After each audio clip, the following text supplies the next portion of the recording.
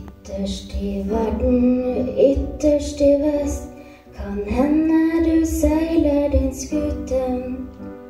Kan hende du seiler tilfeldig som gjest, kan hende du går her i rute.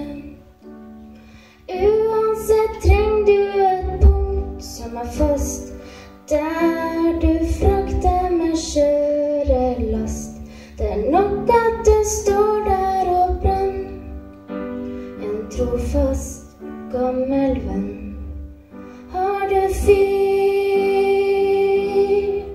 Har du lykte langs din vei? Har du fyr? Signal om riktig lei. Ei lampe som gløder i mørket og loser deg ut og frem, som tar deg bort og hjemmefra, men også tar deg hjem.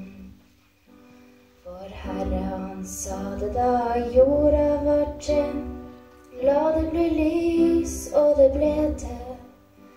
Så sette han sol og måne og stjerne opp, sånn at vi kunne se det.